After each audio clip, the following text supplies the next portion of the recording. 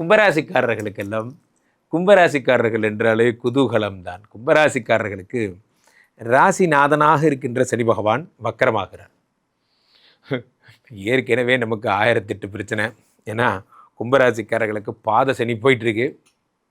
Sir அது என்னமோ sir, பாத Shani, leg Shani, hip Shani, all Shani coming my cell. கும்பராசிக்காரர்கள் எல்லோரும் வருத்தப்படுறதே என்னென்னா, எங்களை ஒரு ஆளாக செலெக்ஷன் பண்ணி, ஏன் சார் எந்த சனி வந்தாலும் எங்கள்கிட்டே வரான்.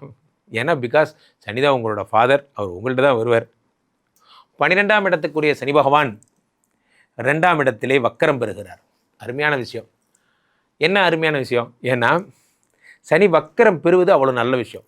யார் ஒருவர் விரயத்தை தரக்கூடியவர் அவரே சுபமாக மாறினால் என்ன ஆகும்? சுபவிரயமாக மாறும். ரொம்ப சந்தோஷம். அப்போ கூட நீங்கள் எனக்கு காசு தரப்போகிறதில்ல, சுபவிரயமாக மாற்றி குடும்பத்துக்கு தான் கொடுப்பேன். ஆமாம், கண்டிப்பாக.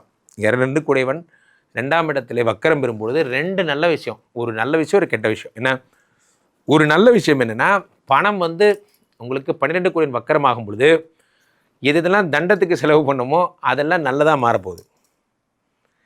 நிறைய பேர் இந்த போர் டைமில் இன்வெஸ்ட் பண்ணதெல்லாம் இப்போ போர் முடிஞ்சோடனே இன்வெஸ்ட்மெண்ட்டாக ஏறுது. இந்த மாதிரி நான் பண்ணும்போது எனக்கு அது ஐடியா இல்லாமல் பண்ணிட்டேன், சும்மா கொடுத்தாங்கன்னு அந்த லேண்ட் வாங்கிட்டேன், என் நேரம் அது பக்கத்தில் பிரிட்ஜு தான் போன்ற விஷயங்கள்லாம் திடீர் அதிர்ஷ்டமெல்லாம் ஏற்படும்.